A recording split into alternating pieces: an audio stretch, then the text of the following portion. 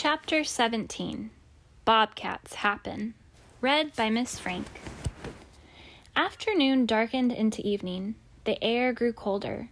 It grew mean and spiteful, gathering its forces and hurling drops, slushy flakes, and icy pellets at Chai. He turned his back to the winds and rubbed his face. Night was falling. He could not keep going, especially in this weather. He was tired. He was cranky. He was forgetting to be careful. He made his way to the ground in the way that you might make your way from the living room to your bedroom. He dragged leaves and bits of brush into a lazy heap in the way you might arrange your covers you left in such a mess this morning. This is fine for you. There are probably no bobcats lurking in the bathroom, waiting to pounce on you as you pass by. The bobcat may have been tired and cranky too. Maybe that's why he carelessly snagged a twig as he moved closer to the tasty snack that had suddenly come into view. Chai's fur stood on end. He sniffed the air. He felt the presence of the big cat. Fear gave him one last burst of energy, and he took off, his paws barely meeting the ground.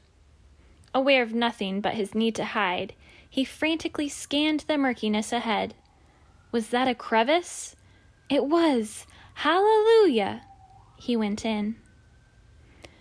It was narrow, not too deep, but deep enough. Deeper than the length of a bobcat's arm. He flattened his back against the wall and he pulled in his gut.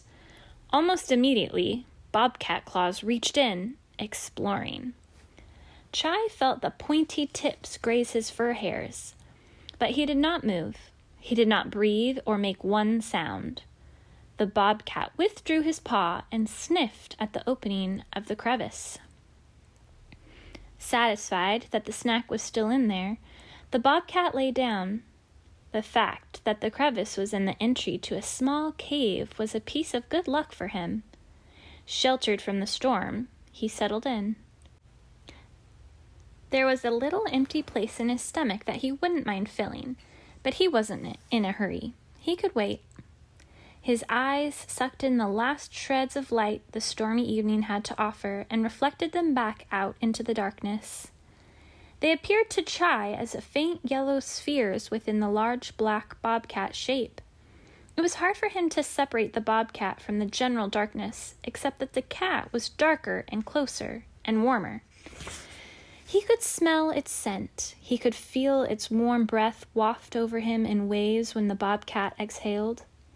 It was an odd feeling to be somewhat grateful for that warmth on this bone-chilling night, knowing all the while that if he emerged even slightly from his crevice, the warmth would envelop him and become even warmer in a moist, painful, fatal way. The thought gave him pause, or rather, pause. Ha ha. He smiled weakly at his little joke. The situation was not funny, though. In the chill between bobcat breaths, Chai shuddered. He looked out at the yellow eyes and the black shape. He felt the warm breath.